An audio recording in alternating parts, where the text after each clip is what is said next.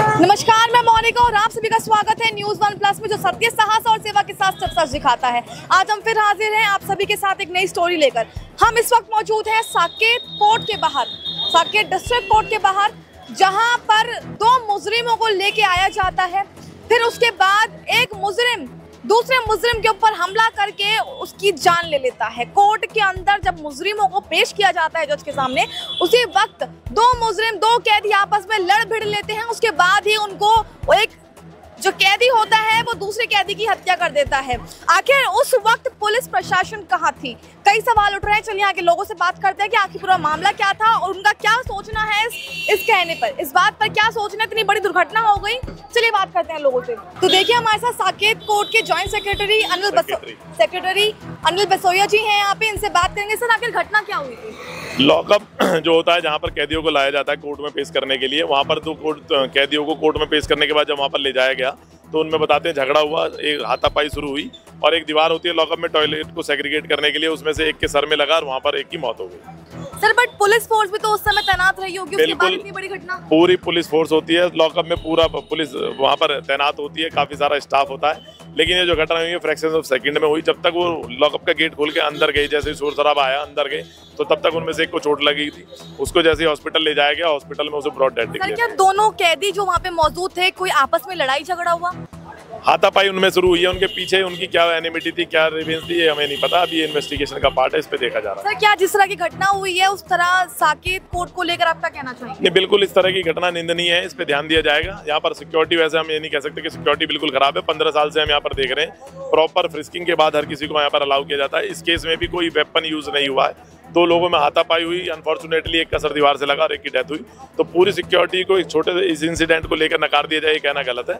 हाँ, लेकिन कहीं ना कहीं थोड़ी बहुत कमियां हैं, इनको हम सुधारने की कोशिश करेंगे। बहुत बहुत धन्यवाद। तो देखिए हमारे साथ अभी धीर सिंह कसाना जी हैं, जो कि यहाँ पे सेक्रेटरी फॉर्मर है। इनसे भी जानेंगे कि आखिर मामला क्या था। सर आखिर मामला हुआ क्या था?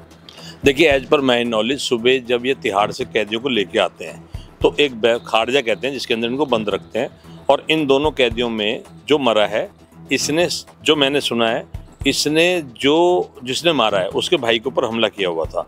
उन दोनों को इकट्ठा रखना नहीं चाहिए था पहले तो, और अगर रखा भी है तो थोड़ा सा इनको, जब वहाँ पर कई जगह हैं, 1 2 3 4 खाड़जे हैं जो लॉकअप है, वहाँ रखना चाहिए। दूसरा, मेरे तो सरकार से निवेदन ये है आपके चैनल के माध्यम से, जब सब चीज़ें वीसी से हो रही हैं तो इनको तिहाड़ में वीसी के सामने पेश कर दो ना।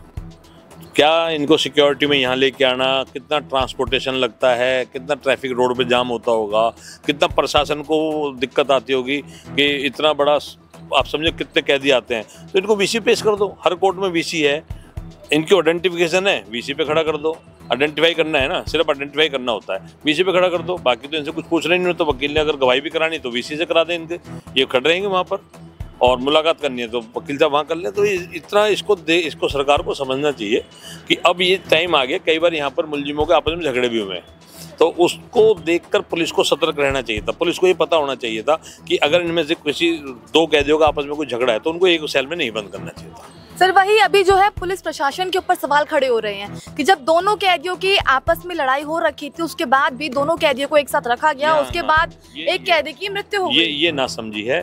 इसमें पुलिस को सतर्क रहना चाहिए था, अलर्ट रहना चाहिए था। और हमारी सरकार से मांग है, पुलिस प्रशासन से मांग है, डीसीपी और कमिश्नर से मांग है कि इस पे संज्ञान लेना चाहिए कि किसकी गलती थी। यहाँ गलती नहीं मिलती। गलती ऐसी, अभी आज मर्डर हुआ है, आप इंटरव्यू लेंगे, 2-3 दिन में बात खत्म, किसी की कोई जिम्मेदारी नहीं होगी। फिर कभी नया हादसा होगा, फिर आप आएंगे, फिर हम लोग यही इंटरव्यू देंगे। Thank you. सर एक आखिरी क्वेश्चन है कि सर कोर्ट के अंदर सभी लोग मुजरिम जो है अपनी अपील के लिए आते हैं, अपनी सुनवाई के लिए आते हैं, उसके बाद कोर्ट में इतना बड़ा हादसा हो जाता है, इस पर आपका क्या कहना है? देखिए, जो इतना बड़ा हादसा हुआ है या कोई छोटा भी हादसा है, मेरा कहना ये है कि ये हादसे नहीं होने चाहिए और इसके ऊपर अथॉरिटीज को पूरी, अब कई बार, अच्छा एक और चीज़ मैं बताता हूँ, ये तो हो गया लॉकअप का, यहाँ पर भी पासेज बनने चाहिए। कई बार यहाँ जो लोकल एरिया है हमारा कोर्ट के आसपास, बहुत क्राउडेड एरिया है, उनके बहुत से रिश्तेदार रहते हैं। जब लॉकअप से लेके आते हैं 17, 18, 20 लोग आ जाते हैं। कई बार झगड़ा हुआ अंदर, 2 ग्रुप्स आपस में इन्वॉल्व हो जाते हैं। पास सिस्टम होना चाहिए, कौन किस केस में जा रहा है, वो वकील का पास जैसे हाई कोर्ट के अंदर है, उससे सुरक्षा और बढ़ेगी। तो देखिए, हमने अभी सभी लोगों से बात करी, जो जॉइंट सेक्रेटरी थे वो भी साथ ही फॉर्मल सेक्रेटरी थे, उनसे भी बात करी। उन्होंने बताया कि किस तरह से जो है ये केस हुआ। उसके बाद पुलिस प्रशासन का इसमें कितना बड़ा नुकसान था, कितना बड़ा रोल था। उसके बाद भी उन्होंने अपने सुझाव भी रखे कि अगर ऐसे ही अपराधों की पेशी करनी होती है तो वो वीसी पर भी पेशी कर सकते हैं, लेकिन ऐसा नहीं हुआ। इतना बड़ा हादसा हो गया, लेकिन उसके बाद उन्होंने बताया कि किस तरह से चीज़ों को मैनेज करना चाहिए, किस तरह से पुलिस प्रशासन की कितनी बड़ी गलती थी। देखिए, इस खबर में तो बस इतना ही। इस खबर से हर एक अपडेट को आप तक पहुंचाते रहेंगे। तब तक के लिए नमस्कार।